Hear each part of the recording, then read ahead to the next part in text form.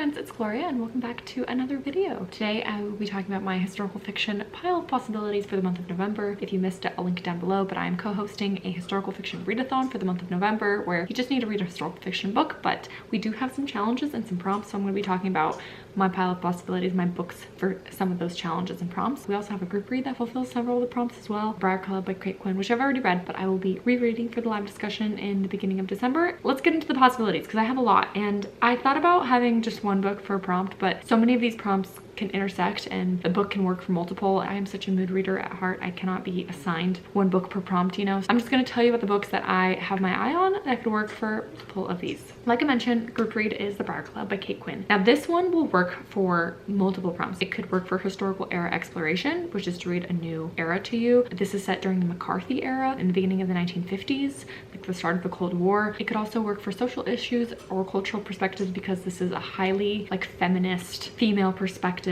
book that highlights female friendship, but also so many of the different struggles that you have being a woman and that you can face, especially in a historical time period. There's definitely a thrilling and mysterious element to the book, so it could work for the historical mystery prompt. And then finally, this one also works for historical sense of place because the house, the Briar Club, actually has a voice, like a character voice on its own in the book. So it really has a good sense of place of this house and the people living in it. So I think it could work for that. So I just kind of highlight some of the options and some of the prompts that just that one book can fulfill. So if you read that and join in, you'll already be crossing a lot on the list, but I'll take you through what I'm thinking and what's on my pile of possibilities. So the one that I was thinking for historical romance, I am very curious about A Curious Beginning by Diana Raybourn. This is the start of a historical romance mystery series.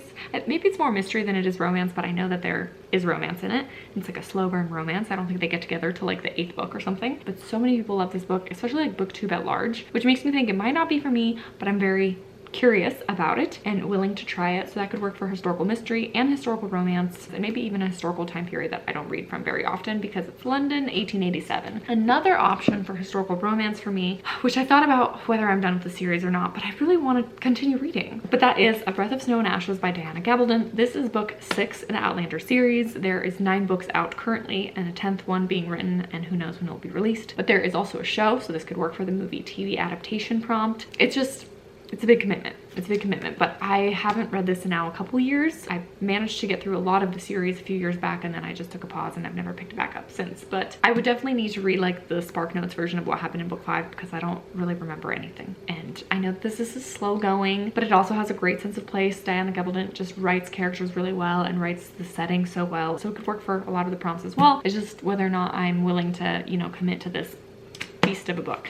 But perhaps, since I mentioned the movie TV tie-in, I could also pick up Memoirs of a Geisha by Arthur Golden. I actually have seen the movie and I really love the movie. I've seen it multiple times, but I've never picked up the original book. And this could also work for social issues, cultural perspectives, to read something that's different from your own culture. This is following a Japanese geisha. I would say it probably also works for historical romance because romance is such a heavy theme in this book. One that I didn't know had a TV tie-in is The Red Tent by Anita Diamant, but there is a Lifetime miniseries, or maybe a movie, I believe. This follows Dinah, which was one of Jacob's daughters, so this is a ancient biblical historical book. Would definitely work for era exploration, a time period I don't usually read about at all. I can't believe I've not read it yet, but definitely seems polarizing. People either absolutely love it or absolutely hate it. This has to do with a female's time of the month and how women were secluded when they were menstruating because they were deemed unclean and taken away from society, hung out in a tent together. I don't know if this is like dramatic or female friendship or just surviving during that time period. I'm very curious about it. So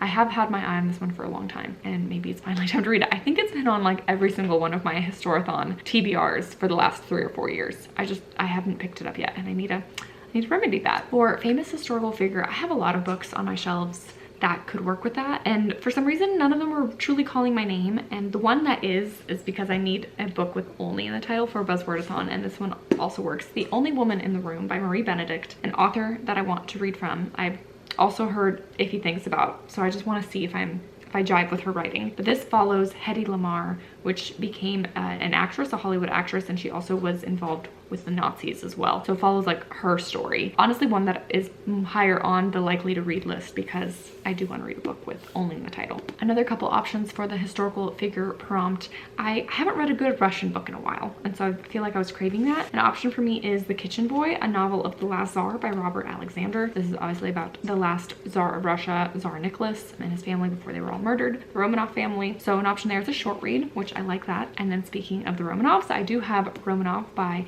Nadine Brandes. This is one of my absolutely favorite covers. I think it's gorgeous. And I also have mixed feelings about it. Like, I've seen people absolutely love it and absolutely hate it, and I have no idea where I'm gonna fall. I feel like I'm gonna fall on the I don't like it side. I believe this is a young adult historical fantasy. I'm not sure about the young adult part, but historical fantasy, not even royal blood can stop bullets, is what the tagline is. I don't really know if I'm gonna like it, but I've heard great things about this author from like the Christian booktube space, and I don't know how I'll fare with it, but definitely a possibility. And then the last book about Russia that could also work for the war and conflict prompt is Winter Garden by Kristen Hanna, although this I know is going to be a heavy read because all of Kristen Hanna's books are, but also have been recently warned that this is extremely heavy. And I've had some personal stuff come up in my life recently that's just been very tragic, and I don't feel like reading too much heavy reads, even though historical fiction tends to gravitate towards the heavy and sad side of things. But I don't know if my headspace is in for this, but if I am, if I'm feeling it, I do want to pick it up because this is on my high priority list to read in the next few months because so many of you have recommended it and loved it, and I'm working my way through that recommendation list, and I do want to check this one off the list. So a possibility, but if I'm in the right headspace for it. And then I definitely want to continue on in my historical mystery series, the Maisy Do series. I have books 12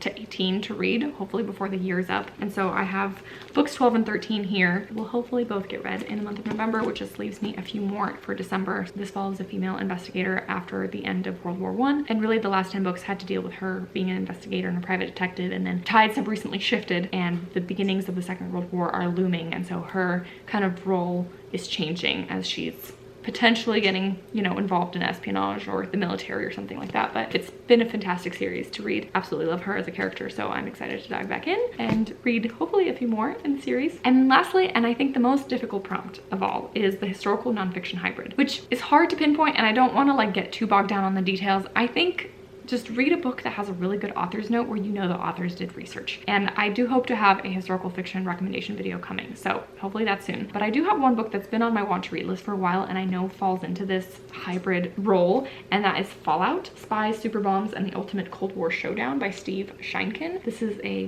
book that's actually categorized in the teen section at my library. It's categorized as nonfiction, which I think it primarily is, but maybe primarily it's more of a narrative nonfiction. So this will work for that, as well as my war and conflict prompt.